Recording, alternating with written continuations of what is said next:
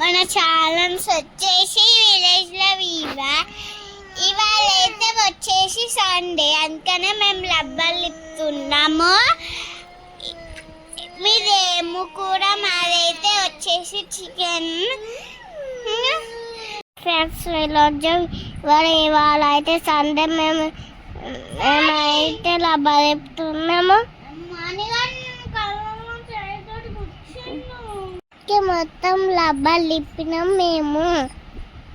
ఉంది ఎలా ఉంది, బాగుందా ఫ్రెండ్స్? Bye friends.